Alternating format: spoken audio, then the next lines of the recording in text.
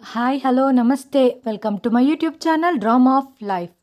పండుగ రోజు నేను స్వీట్లు తీసుకొని మా చెల్లెలి ఇంటికి వెళ్ళినప్పుడు ఎదురుగా ఉన్న దృశ్యం చూసి నాకు తల తిరిగినట్లుగా అనిపించింది. విధవరాలైన నా చెల్లెల్ని తన అత్తగారు మరియు ఆడపడుచు కలిసి కర్రతో కొడుతున్నారు. నా చెల్లెలు నిశ్శబ్దంగా ఉంటూ వారితో తన్నులు తింటుంది. తన బట్టలు అక్కడక్కడా చినిగిపోయి ఉన్నాయి. నా చెల్లెలు ఏడుస్తుంది. నా చెల్లెల అత్తగారు మరియు ఆడబిడ్డ కలిసి నా చెల్లెల్ని ఇంట్లో నుండి బయటికి గెంటేసి నాతో ఇలా చెప్పటం మొదలుపెట్టారు. నీ చెల్లెల్ని ఇక్కడి నుండి తీసుకొని వెళ్ళు. ఈ రోజు నుంచి ఆమెకు మాకు ఎటువంటి సంబంధమూ లేదు. మీ చెల్లెలు చాలా నీచంగా దిగజారిపోయి ప్రవర్తిస్తుంది. బంధువులందరి ముందు మా కుటుంబానికి గౌరవం లేకుండా నాశనం చేసింది. నా చెల్లి కన్నీళ్లు చూసి తనను నా గుండెకు హత్తుకొని మౌనంగా నా ఇంటికి తీసుకొని వచ్చాను. ఒకరోజు నా భార్య తన తల్లి ఇంటికి వెళ్ళింది. నేను నా గదిలో ఉన్నాను మరియు నా విధవ చెల్లెలు ఇంటి బయట మంచం మీద పడుకొని ఉంది. ఉన్నట్టుండి హఠాత్తుగా వర్షం మొదలయ్యింది. నేను లేచి నా చెల్లెల మంచం నా గదిలో పెట్టాను. నా చెల్లెలు నా గదిలో పడుకొని ఉంది. కానీ కొంతసేపటికి నా చెల్లెలి మంచం కదులుతున్నట్లుగా నాకు అనిపించింది. ఆమె మంచం మీద ఎవరో ఒక మనిషి ఉన్నట్టు అనిపించింది. నేను వెంటనే లేచి గదిలో లైట్ ఆన్ చేయగానే ఎదురుగా ఉన్న దృశ్యం చూసి నా గుండె పగిలిపోయినంత పనయింది. ఎందుకంటే ఆ మంచం మీద నా పేరు మహేష్. నా తల్లిదండ్రులు ఈ లోకం నుండి ఎప్పుడో వెళ్ళిపోయారు. నాకు ఒక చెల్లెలుంది. నేను ఆమెకు వివాహం చేసి అత్తారింటికి పంపాను. ఆ తర్వాత నేను పెళ్లి చేసుకున్నాను. నాకు 3 పిల్లలున్నారు. నా ఇంట్లో నా భార్య మాట మాత్రమే చెల్లుతుంది. నేను ముందు నుంచే కొంచెం బలహీనమైన వ్యక్తిని. నా భార్య ముందు నా మాట ఒక్కటి కూడా నడిచేది కాదు. ఒక్కొక్కసారి నా భార్య వల్ల ఊపిరి పీల్చుకోలేనన్ని సమస్యలు తలెత్తేవి. నేను నా భార్యతో ఎప్పుడూ సంతోషంగా లేను. ఆమె ప్రతిదానికి మొండిగా ప్రవర్తించేది. నేను చెప్పే ఒక్క మాట కూడా తను వినేది కాదు. ఒకవేళ నేను తన మాట వినకపోతే తను గొడవకు దిగేది. ఏదన్నా కొద్దిగపాటి గొడవ జరిగినా ఇంట్లో ఆమె ఇల్లు వదిలి వెళ్ళేది. ఇక నా పిల్లలు వాళ్ళ అమ్మను గుర్తు చేసుకుంటూ ఏడ్చేవారు. ఈ కారణంగా నేనిప్పుడు నిస్సహాయంగా మారాను. పిల్లలు నా కాళ్లకు సంకెళ్ళలా మారారు. నేను ఏ నిర్ణయం తీసుకోలేకపోయేవాడిని. కాబట్టి నేను నా భార్యకు బానిసగా బ్రతుకుతున్నాను. నేను పెళ్లి చేసుకోవటానికి ముందే నా చెల్లెలికి ఒక మంచి కుటుంబంలోని అబ్బాయిని చూసి పెళ్లి చేశాను. ఆమె అత్తారింట్లో చాలా సంతోషంగా ఉంది. ఆమె తన భర్తతో కలిసి మా ఇంటికి తరచుగా వచ్చేది. వాళ్ళిద్దరూ చాలా సంతోషంగా ఉండేవారు. వాళ్లకు పిల్లలు లేకపోవడం ఒక్కటే లోటు. ఈ విషయమే అన్ని వేళలా నన్ను బాధిస్తూ ఉంటుంది. మా చెల్లెలికి బిడ్డను ప్రసాదించమని ఆ దేవుణ్ణి ప్రార్థించేవాడిని. ఇలా రోజులు గడిచిపోతున్నాయి. ఒకరోజు మా బావగారు యాక్సిడెంట్కి గురై చనిపోయారు. నా చెల్లెలు వితంతు అయింది. ఆమెకి దుఃఖం విపత్తు కంటే తక్కువేం కాదు. భర్త చనిపోయిన తర్వాత కూడా నా చెల్లెలు తన అత్త మామల ఇంట్లోనే ఉంటుంది. నా భార్యకేమైందో తెలియదు. ఆమె నన్ను నా చెల్లి ఇంటికి కూడా వెళ్ళనిచ్చేది కాదు. అలాగని ఆమె కూడా వెళ్ళేది కాదు. కానీ నేను ప్రతిరోజు నా భార్యకు తెలియకుండగా రహస్యంగా నా చెల్లెల్ని కలవటానికి వెళ్ళేవాడిని. నా భార్య ఒక విషయంలో భయపడేది. ఒకవేళ నా చెల్లెల్ని తన అత్తింటి వాళ్ళు బయటికి తోసేస్తే ఆమె మన ఇంటికి వస్తుందేమోనని. అందుకే తను స్పష్టంగా చెప్పింది, మీరు మీ చెల్లితో బంధాలను తెంచుకోండి. తన కర్మకు తనను వదిలేయండి. ఒకవేళ మీరు ఇలా చెయ్యకపోతే తన బాధ్యత మీ మెడకు చుట్టుకుంటుంది. మనకు పిల్లలున్నారు. వాళ్ళు చదువుకుంటున్నారు. వాళ్ళు ఎదుగుతున్నారు.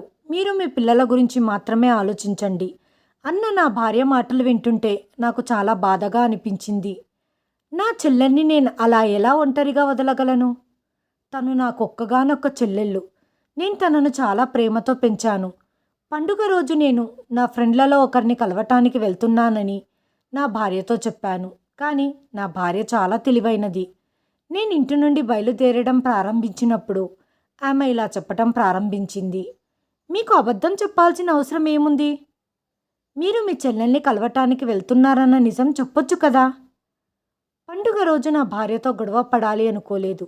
కాబట్టే నేను తన మాటలు పట్టించుకోలేదు. మౌనంగా మా చెల్లి ఇంటికి వెళ్ళాను. దారి పొడుగునా నా కళ్ళల్లో నీళ్లు తిరిగాయి. నేను వెళ్తున్న దారిలో కొత్త బట్టలను ధరించి వస్తున్న వారిని చాలామందిని చూశాను. బహుశా నా చెల్లెలు ఈరోజు కొత్త బట్టలు కూడా ధరించి ఉండకపోవచ్చు. నేను స్వీట్కి బదులుగా కాస్త పండ్లు కొన్నాను. ఎందుకంటే పండుగ పూట చెల్లెలింటికి ఖాళీ చేతులతో వెళ్ళటం తగదు. ముందు నుంచే మా చెల్లి అత్తగారు చాలా కఠినంగా ఉండేవారు. మాటకు ముందు ప్రతిసారి ఆమె నా చెల్లి పేదరికం గురించి ఎగతాళి చేసేది. మరియు ఇప్పుడు ఆమె భర్త కూడా అక్కడ లేడు. ఒకవేళ అతనుంటే నా చెల్లి వైపు మాట్లాడి తన తల్లిని మౌనంగా ఉంచేవాడు. నేను నా చెల్లి ఇంటికి చేరుకున్నాను. అయితే నేనక్కడికి వెళ్ళేసరికి ఒక దృశ్యం ఆవిష్కృతమయ్యింది. అక్కడ నా చెల్లి అత్తారింటి బంధువులందరూ వచ్చి ఉన్నారు. నా చెల్లెల్ని తన అత్తామామలు మరియు ఆడపడుచు అంతా కలిసి కొడుతున్న దృశ్యం చూసి నా కళ్ళు బైర్లు కమ్మాయి. అప్పుడు నా చెల్లి అత్తగారు నా చెల్లి మీద చేసిన ఆరోపణలు విని నా మనసు చెలించిపోయింది. ఆమె ఇలా చెప్పటం మొదలుపెట్టింది. రాత్రి రహస్యంగా నీ చెల్లెల్ని కలవటానికి నీ చెల్లి ప్రియుడు ఈ ఇంటికి వచ్చాడు. నేను నీ చెల్లెల్ని మరియు అతన్ని రెడ్ హ్యాండెడ్గా పట్టుకున్నాను. నా కొడుకు చనిపోయి ఇంకా సరిగ్గా 1 నెల కూడా అవ్వలేదు. అప్పుడే నీ చెల్లెలు తన ప్రియుడితో సరదాగా గడపటం మొదలుపెట్టింది. బహుశా నా కొడుకు చావుకు కూడా ఖచ్చితంగా ఇదే కారణం అయి ఉంటుందని అనుకుంటున్నాను. కాబట్టి ఇప్పుడు దీన్ని అస్సలు సహించలేను. నా కొడుకు భార్య వితంతువుగా మారిందన్న ఒక్క కారణంతోనే ఈ ఇంట్లో తను ఉండటానికి చోటు కల్పించాను. కానీ ఆమె మా గౌరవాన్ని దిగజార్చింది. అందరిలో మా పరువు పోయింది. ఇప్పుడు మా ఇంట్లో కూడా వయసుకు వచ్చిన ఆడపిల్లలున్నారు. కాబట్టి ఇప్పుడు నువ్వు నీ చెల్లెల్ని నీతో పాటు తీసుకెళ్ళు. నా చెల్లి అత్తగారి మాటలు విని నేను షాక్ అయ్యాను. నా చెల్లి వైపు ఆశ్చర్యంగా చూశాను. ఆమె ఆడపడుచులు ఆమెను చాలా దారుణంగా కొట్టారు. తన ముఖమంతా ఎర్రగా మారింది. చాలా చోట్ల తన బట్టలు చినిగిపోయి ఉన్నాయి. బహుశా మీరేమైనా పొరపాటుగా అపార్థం చేసుకున్నారేమో అని మా చెల్లి అత్తగారికి వివరించే ప్రయత్నం చేశాను. కానీ ఆమె మాత్రం మా కుటుంబంపై బురద చల్లుతుంది. ఓ అపరిచిత వ్యక్తితో నా చెల్లెల్ని తానే స్వయంగా పట్టుకున్నానని చెప్పింది. నేను నా చెల్లి వైపు చూసేసరికి ఆమె మౌనంగా తల వంచుకుంది. నా చెల్లి తన అత్తగారు చేస్తున్న ఆరోపణలను ఖండించలేదు. మీ అత్తగారు చెప్పింది నిజమేనా అని నేను నా చెల్లిని అడిగాను. కానీ ఇప్పటికే ఆమె మౌనంగానే ఉంది. తన నిశ్శబ్దం తనని దోషిగా రుజువు చేస్తుంది. ఆమె అత్తమామలు తన వస్తువులన్నీ నా ముందే బయటికి విసిరేశారు. ఈ తిరుగుబోతును నీతో పాటు తీసుకెళ్ళు అని చెప్పింది. నా చెల్లెల్ని అటువంటి పరిస్థితులలో వదిలేయలేను. కాబట్టే నేను నా చెల్లి చేయి పట్టుకొని నా ఇంటికి తీసుకొని వచ్చాను. నాతో పాటు వచ్చిన నా విధవ చెల్లెల్ని చూసి నా భార్య ఇంట్లో పెద్ద గొడవ సృష్టించింది. ఇదేమో ముందు తన భర్తను మింగింది. మరిప్పుడేమో మీరు దీన్ని మన ఇంటికి తీసుకొని వచ్చారు. ఆమె అత్తామామలు తనని ఇంట్లో ఉండటానికి కూడా అనుమతించలేదు. ఎందుకంటే కొడుకు చనిపోయాక అతని ఆస్తిలో వాటా కోడలికి ఇవ్వాల్సి వస్తుంది. కాబట్టి వాళ్ళు తనని ఉంచుకోవటానికి ఇష్టపడలేదు. మీరు కూడా దాన్ని అక్కడే వదిలేసి ఉండాల్సింది. నా చెల్లి అత్తగారు నా చెల్లిపై చేసిన ఆరోపణల గురించి నేను నా భార్యకి ఎలా చెప్పగలను? అందుకే నేను నా భార్యతో ఇలా చెప్పాను. తను కొంతకాలం ఇక్కడే ఉంటుంది. ఆ తర్వాత తనకు 2వ పెళ్లి చేసి పంపిస్తాను అనటంతో ఈ విషయం విని నా భార్య తట్టుకోలేకపోయింది. కానీ ఆమె మౌనంగా ఉండాల్సి వచ్చింది. మా ఇంట్లో 2 గదులు మాత్రమే ఉన్నాయి. ఇంటి బయట ఒక వరండా ఉంది. తన పెళ్ళయ్యాక తన గదిలో మా పిల్లలు ఉంటున్నారు. ఇప్పుడు మా చెల్లెలు వచ్చినప్పుడు తనకివ్వటానికి వేరే రూమ్ లేదు. కాబట్టి పిల్లల గదిలోనే నా చెల్లెల్ని అడ్జస్ట్ చేయమని నా భార్యకు చెప్పాను. కానీ నా పిల్లలు మాత్రం సున్నితంగా తిరస్కరించారు. నాన్నగారు, అత్తయ్యను మీ గదిలోనే ఉంచుకోండి అని చెప్పారు. ఇప్పుడు నేను నా వితంతువైన చెల్లెల్ని నా గదిలో ఎలా ఉంచగలను? అందుకే మీ చెల్లెల కోసం బయట వరండాలో మంచం వేస్తాను. హాయిగా పడుకుంటుంది. మీరేమీ చింతించకండి అని నా భార్య చెప్పటం మొదలుపెట్టింది. ఈ విషయం నాకు నచ్చలేదు.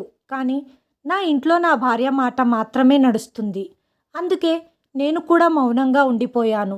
నాకు ఈరోజు వరకు అర్థం కాని విషయం ఏంటంటే, నా చెల్లెలి అత్తగారు తనపై మోపిన ఆరోపణలను నా చెల్లెలు ఎందుకు వ్యతిరేకించలేదు? తనకు ప్రేమికుడు లేడని ఎందుకు చెప్పలేదు? మా చెల్లెల అత్తగారు చెప్పేది నిజమేనా? ఈ ప్రశ్నలు నన్ను చాలా ఇబ్బంది పెట్టాయి. కానీ ఈ సమస్య నా ముఖంలో కనిపించనివ్వలేదు. ఎందుకంటే ఈ విషయం నా భార్యకు తెలిస్తే నా చెల్లెలు ఉండటానికి వరండాలో కూడా స్థలం ఇవ్వటానికి సిద్ధంగా ఉండేది కాదు. అదే జరిగి ఉంటే నా చెల్లెల్ని ఎప్పుడో ఇంట్లో నుండి బయటికి గెంటేసేది. నా చెల్లెలు వచ్చి కేవలం 1 రోజు మాత్రమే గడిచింది. నా భార్య ఇంటి బాధ్యత మొత్తం ఆమె తలపై వేసింది. వంట వండటం దగ్గర నుంచి పిల్లల్ని చూసుకోవటం, ఇంటిని శుభ్రపరిచే పని మొత్తం ఆమెకే అప్పగించేసి నా భార్య దిగులు చింత లేకుండగా హాయిగా ఉంది. నా చెల్లెలు కూడా ఇంట్లో పనులన్నీ నిశ్శబ్దంగా చేసేది. నా భార్య స్వభావం గురించి నాకు బాగా తెలుసు.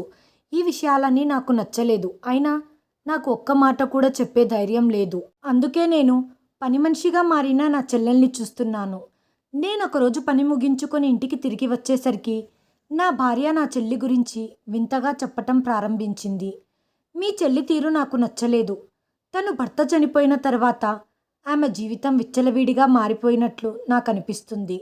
నా భార్య నోటి నుంచి ఇటువంటి మాటలు విన్న తర్వాత నేను తన వైపు కోపంగా చూసి, నువ్వేం మాట్లాడుతున్నావు? నా చెల్లి ఒక విధవరాలు. తను ఇబ్బందుల్లో ఉంది. ఆమెకు వ్యతిరేకంగా ఇదంతా నువ్వెలా చెబుతున్నావు అనటంతో నా భార్య ముఖం చాటేసి మళ్ళీ చెప్పింది, నేను నా కళ్ళతో చూశాను కాబట్టే మీకు చెబుతున్నాను. ఒకవేళ మీకు నా మాటపై నమ్మకం లేకపోతే అతి త్వరలోనే మీకు వాస్తవాలు తెలుస్తాయి. అప్పుడు కూర్చొని మీరు తల బాదుకుందురు గాని అనటంతో నేను కోపంగా అడిగాను, ఇంతకు నువ్వేం చెప్పాలనుకుంటున్నావు? మీ చెల్లెలు ఎవరినో రహస్యంగా కలుస్తుంది. త్వరగా ఏదైనా సంబంధం ఉంటే చూడండి. తనని ముందిక్కడి నుండి పంపించేద్దాం. పరువు పోగొట్టుకొని కలంకం మన తలపై పడకముందే పెళ్లి చేసి పంపించేయండి. నా భార్య మాటలు విని నాకు నా చెల్లి అత్తగారు చెప్పిన మాటలు గుర్తుకొచ్చాయి. ఆమె కూడా నా చెల్లి గురించి ఇలాగే చెప్పింది. కొంతసేపు నేను నిశ్శబ్దంగా ఉండిపోయాను. ఆపై నేను నా భార్యతో, కనీసం తనని తన బాధ నుంచి బయటికి రానివ్వు. ఇటువంటి పరిస్థితులలో నేను తన పెళ్లి గురించి కూడా ఆలోచించలేను అని అనటంతో నా భార్య వెక్కిలిగా నవ్వుతూ, మీరేమో ఆమె బాధ గురించి ఆందోళన చెందుతున్నారు, కానీ ఆమె మన గౌరవం గురించి పట్టించుకోవట్లేదు. మీరు కూర్చొని ఇలాగే ఆలోచిస్తూ ఉండండి. తను ఏదో ఒక రోజు మిమ్మల్ని వెర్రోణ్ణి చేసి వెళ్ళిపోతుంది. ఇక్కడ మనం చేతులు దులుపుకుంటూ కూర్చుందాం అంటూ నిష్ఠూరంగా మాట్లాడి నా భార్య పిల్లల గదికి వెళ్ళిపోయింది. నా భార్య మాటలతో నేను ఆలోచనల్లో పడ్డాను. నిజంగా నా చెల్లి ప్రవర్తన సరిగ్గా లేదా? ఆమె ఎవరితోనైనా అక్రమ సంబంధం పెట్టుకుందా? అసలు ఇదెలా సాధ్యము? తన అత్తగారు మరియు నా భార్య ఇద్దరు ఒకే రకంగా తన గురించి మాట్లాడుతున్నారు. నా చెల్లి అత్తగారు నా చెల్లి గురించి ఆరోపించిన విషయాన్ని గాని, ఆమెను అత్తారింటి నుండి ఎందుకు తీసుకొని వచ్చానో ఇప్పటి వరకు నా భార్యకు కూడా చెప్పలేదు. నేనొక్కడినే ఒంటరిగా నా చెల్లెలతో మాట్లాడి విషయం ఏమిటో అడుగుదామని ఆలోచించాను. ఇప్పుడు 2 రోజులు మాత్రమే గడిచాయి. అంతలోనే నాకు అడిగే అవకాశం దొరికింది. నా భార్య మార్కెట్కి వెళ్ళింది. పిల్లలు ట్యూషన్కి వెళ్ళారు. ఇంట్లో నేను నా చెల్లి మాత్రమే ఉన్నాము. నా చెల్లెలు నా కోసం టీ తెచ్చింది. నేను తనని నా దగ్గర కూర్చోబెట్టుకొని, ఆ రోజు మీ అత్తగారు ఏం చెప్పారు అని అడగటం ప్రారంభించాను. వాళ్ళంతా నీపై ఇంత పెద్ద ఆరోపణలు చేసేంత అక్కడ నువ్వేం చేశావు? నా మాట విని నా చెల్లెలు ఒక్క మాట కూడా మాట్లాడలేదు. మౌనంగా తల వంచుకొని ఉండిపోయింది. అమ్మా గౌరీ, నువ్వు ఈ విధంగా ఉంటే నలుగురిలో నీ పరువు పోతుంది. ఇంతకేం జరిగిందో చెప్పు అనటంతో గౌరీ ఒక్కసారి నా వైపు చూసింది. ఆమె కళ్ళల్లో నుంచి కన్నీరు రావటం మొదలయ్యింది. ఆమె అక్కడి నుండి లేచి వెళ్ళిపోయింది.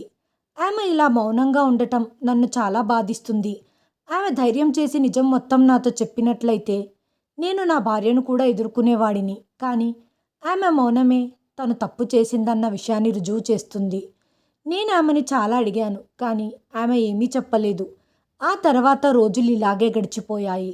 ఒకరోజు రాత్రి నేను నా గది నుండి బయటికి వచ్చేసరికి బయట ప్రాంగణంలో మంచం మీద గౌరీ కనిపించలేదు. నేను అక్కడా ఇక్కడా చూశాను, కానీ ఆమె ఎక్కడా కనిపించలేదు. కొద్దిసేపటి తర్వాత ఆమె డాబా మీద నుంచి మెట్లు దిగుతూ కిందికి వస్తుంది. అమ్మా గౌరీ, ఇంత రాత్రిపూట డాబా మీద ఏం చేయటానికి వెళ్ళావు? నన్ను చూసి మొదట్లో ఆమె చాలా కంగారు పడింది. ఆ తర్వాత, ఏం లేదన్నయ్య, ఊపిరాడనట్టుంటే చల్లగాలి కోసం డాబా మీదికి వెళ్ళాను అని చెప్పింది. తను చెప్పిన ఈ విషయం నాకు జీర్ణం కాలేదు. ఎందుకంటే ఆమె బయట ఓపెన్ ప్రాంగణంలోనే పడుకుంది. అయినా డాబా మీదికి వెళ్ళాల్సిన అవసరం ఏముంది? ఆమె తనని తాను సమర్థించుకుంది. నాకనిపించింది నా భార్య మరియు ఆమె అత్తగారు నా చెల్లి గురించి నిజమే చెబుతున్నారు అని. ఇందులో ఏదో సమస్య ఉంది, కానీ నా దగ్గర ఏదైనా రుజువు వచ్చే వరకు ఇలాంటి విషయాల గురించి నేను నా చెల్లితో కూడా మాట్లాడలేకపోయాను. ఇంకొన్ని రోజులు గడిచాయి. ఒకరోజు మా అత్తగారి ఆరోగ్యం విషమించింది. నేను మా అమ్మ ఇంటికి వెళ్తున్నాను అని నా భార్య చెప్పటం ప్రారంభించింది. అయితే పిల్లలకు పరీక్షలున్నాయి కాబట్టి పిల్లలు ఇక్కడే ఉంటారు. గౌరీ పిల్లలను చూసుకుంటుంది అనటంతో నేను సరే అని అన్నాను. ఆమె వెళ్ళిపోయింది. వాతావరణం చూస్తుంటే వర్షం వచ్చేలా ఉంది కాబట్టి ఆమె వెళ్ళిన తర్వాత నేను మా చెల్లితో ఇలా చెప్పాను. అమ్మా గౌరీ, ఒకవేళ అర్ధరాత్రి వర్షం మొదలైతే నీకు ఇబ్బంది అవుతుంది కాబట్టి ముందే నేను నీ మంచాన్ని నా గదిలో పెడతాను. నువ్వు ప్రశాంతంగా నా గదిలో పడుకోవచ్చు. గౌరీ భోజనం చేసి బయటికి వచ్చింది. నేను చెప్పిన దానికి అంగీకరించింది. నేను నా చెల్లెలి మంచాన్ని నా గదిలో వేశాను. అర్ధరాత్రైనా నా చెల్లెలు మేల్కొన్నట్లు మరియు ఆమె మంచం కదులుతున్నట్లు నాకు అనిపించింది. గదిలో చాలా చీకటిగా ఉంది. అందుకు నాకేమీ కనపడటం లేదు. తనకి కూడా నాలాగే నిద్ర పట్టడం లేదేమో అని ఇలా ఆలోచించి నేను మౌనంగా పడుకున్నాను. అలా కొద్దిసేపు తన మంచం కదులుతూనే ఉంది. కొద్దిసేపటికి నిశ్శబ్దంగా అయిపోయింది కాబట్టి నేను కూడా నిద్రపోయాను. మరుసటి రోజు ఉదయం అంతా ప్రశాంతంగా ఉంది. కానీ నా చెల్లెలి కళ్ళు ఎర్రగా మారుతున్నాయి. బహుశా రాత్రి ఏమైనా మేల్కొని ఉండటం వల్ల ఇలా జరిగి ఉంటుంది అనుకున్నాను. అందుకే నేను తనని ఏమీ అడగలేదు. మరుసటి రోజు రాత్రి కూడా నాకు ఇలాగే అనిపించింది. నా చెల్లెలు మంచం మీద ఏదో చేస్తున్నట్లు అనిపించింది. నాకేమీ కనిపించటం లేదు. నేనేమీ అనకుండగా నిశ్శబ్దంగా ఉండిపోయాను. మరుసటి రోజు రాత్రి నేను ఉండబట్టలేకపోయాను. గౌరీ ఇంత రాత్రి వరకు ఎందుకు మెలకువగా ఉంటుంది? తను మంచం మీద ఏం చేస్తుంది అని ఆలోచిస్తూ ఉన్నాను. ఇంతలో మంచం శబ్దం మొదలయ్యింది. తనేం చేస్తుందో అని నేను సడన్గా లేచి లైట్ వేశాను. ముందున్న సన్నివేశం చూసి సిగ్గుతో తలదించుకున్నాను. రాత్రి ఇంతటి చీకట్లో నా చెల్లెలు తన మంచంపై కూర్చొని ఎండు రొట్టెను చిన్న ముక్కలుగా చేసుకొని తింటూ ఉంది. గౌరీ ఎంతో ఆత్రంగా ఇంత ఎండిపోయిన రొట్టెను తినటం చూసి నేను లేచి తన దగ్గరికి వెళ్ళాను. తను ఉలిక్కిపడి దుప్పటి తీసి రొట్టెను అందులో దాచుకుంది. నేను తన దుప్పటి తీసి చూడగా అందులో ఒక సద్ది రొట్టె ముక్క ఉంది. నా చెల్లెలు సిగ్గుతో తలదించుకుంది. తను నా కళ్ళలోకి చూడలేక తన చూపు తిప్పుకుంటుంది. తను ఏదో దొంగతనం చేసి పట్టుబడినట్టు, తను ఏదో పెద్ద దోషం చేసినట్లు తల వంచుకొని ఉంది. అమ్మా గౌరీ, ఇదంతా ఏంటి? నీకు ఆకలి వేస్తే చక్కగా మంచి భోజనం తినొచ్చు కదా, ఎందుకు ఇలా చేస్తున్నావు? నా మాటలు విని తను ఏడ్చేసింది. తను ఏడుస్తూ నేను తాజా ఆహారం తినకూడదని వదిన నాపై ఆంక్ష విధించింది. ప్రతిరోజు మీరంతా తిన్నాక మిగిలింది నాకు పెట్టేది. రోజు రాత్రి నాకు ఆకలి వేసేది. అందుకే పిల్లలు తినగా మిగిలిన రొట్టెలను దిండు కింద దాచిపెట్టుకొని రోజూ రాత్రుళ్ళు కొంచెం కొంచెం తినేదాన్ని. తన మాట విని నాకు తల తిరిగినంత పని అయ్యింది. నువ్వు నాకెందుకు చెప్పలేదు? మీ వదిన నీకు సరైన భోజనం పెట్టడం లేదని. తను తలదించుకొని ఈ విధంగా చెప్పింది. అన్నయ్య, నేనిప్పుడు నీకు చెప్పబోయే విషయం ఇంతవరకు ఎవ్వరికీ చెప్పలేదు. నా భర్త చనిపోవటానికి ఒక రోజు ముందే మాకొక విషయం తెలిసింది. నేను గర్భవతినని. ఆయననే స్వయంగా అందరికీ ఈ విషయం చెప్తాను అని నాతో చెప్పారు. అందుకే నేనెవ్వరికీ ఈ విషయం చెప్పలేదు. కానీ అనుకోకుండాగా ఆయన మరణించారు. నేనెంత ఒత్తిడికి గురయ్యానంటే నేను గర్భవతిననే విషయాన్ని మర్చిపోయాను. కొన్ని రోజుల తర్వాత మామూలు మనిషిగా మారిన మా అత్తారింట్లో ఉండే దారుణమైన పరిస్థితులకు నేను వాళ్లకు గర్భవతిని అనే విషయం చెప్పలేకపోయాను. కానీ నాకు ఆరోగ్యం సరిగ్గా ఉండటం లేదు. కొన్ని సమయాలలో ఊపిరి అతి కష్టం మీద తీసుకోవాల్సి వస్తుంది. ఇలాంటి పరిస్థితులలో ఒకసారి నేను మా అత్తగారింటి మేడపైకి వెళ్ళాను. అక్కడ నా ఆడపడుచు తన ప్రియుడితో కలిసి కబుర్లు చెబుతుంది. ఈ విషయం తెలియక నేను డాబా మీదికి వెళ్ళాను. నేను రావటం చూసి తను దాక్కుంది. నేను డాబా పైకి రావటం అత్తయ్యగారు చూసి నా వెనకే పైకి వచ్చారు.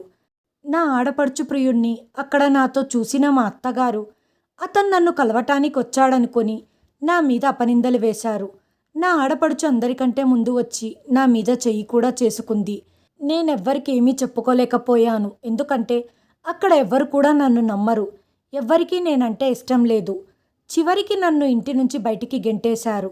నేనెప్పుడైతే ఇక్కడికి వచ్చానో అప్పుడు మీకు వదినకు నా విషయం చెబుదాము అనుకున్నాను. కానీ వదిన నేను ఇంట్లో ఉంటేనే భరించలేకపోతుంది.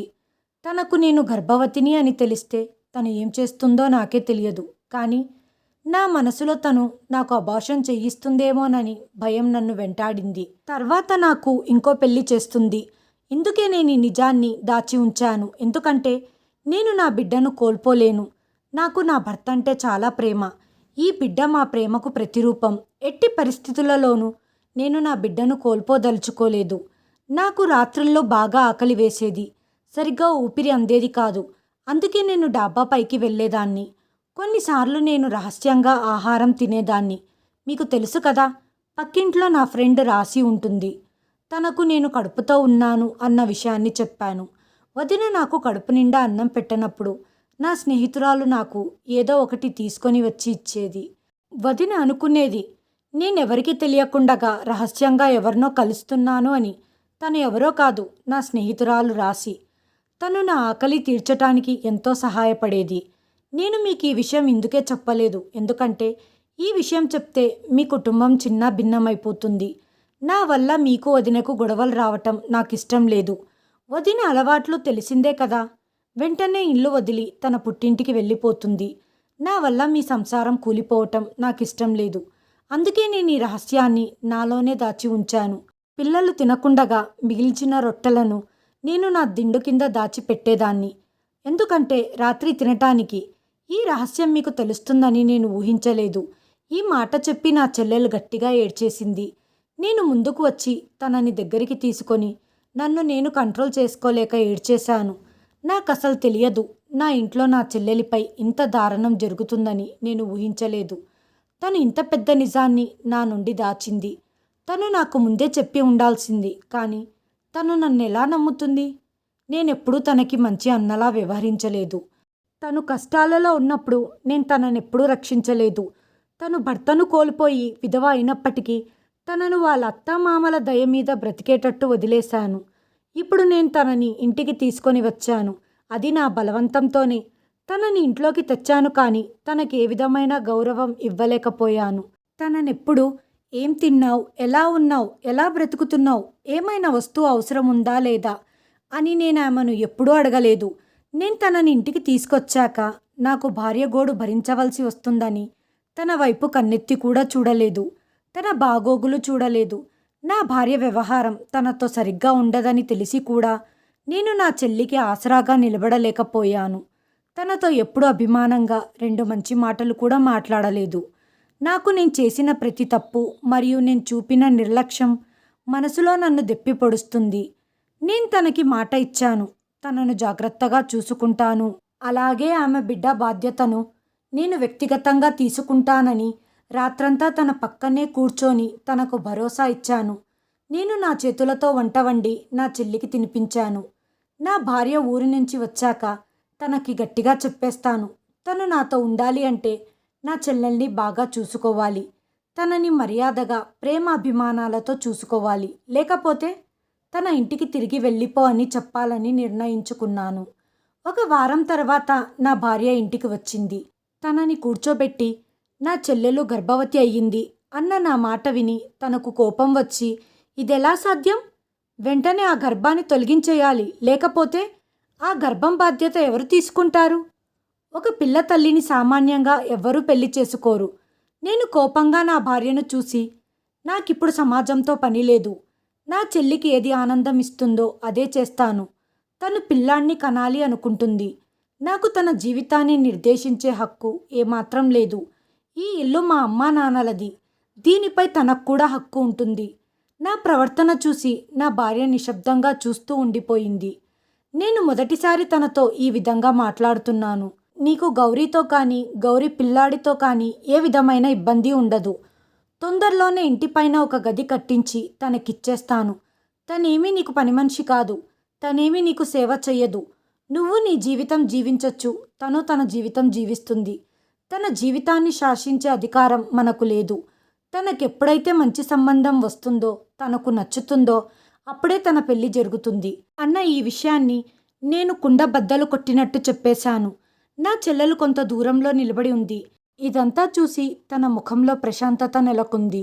ఎందుకంటే నా ప్రవర్తన వల్ల నా భార్య నిశ్శబ్దంగా అలా చూస్తూ ఉండిపోయింది. ఇప్పుడు వదిన నాపై జులుం చెయ్యలేదు. ఆ రోజు నుంచి నా భార్య ప్రవర్తన నా చెల్లితో చాలా సౌమ్యంగా మారింది. కొద్ది కాలం తర్వాత నా చెల్లెలు పండంటి మగబిడ్డకు జన్మనిచ్చింది. ఇల్లు కూడా సుఖ సంతోషాలతో ప్రశాంతంగా ఉంది. 1 సంవత్సరం తర్వాత నా స్నేహితుడి తల్లి నా చెల్లెల్ని కోడలుగా చేసుకోవటానికి నన్నడిగింది. నా చెల్లెల్ని నా స్నేహితుడికిచ్చి వివాహం చేశాను. తను ఈరోజు మెట్టినింట్లో సుఖ సంతోషాలతో ఉంది. అన్నయ్య అంటే ఆప్యాయత, ప్రేమ మాత్రమే కాదు, నమ్మకం, బాధ్యత, భరోసా.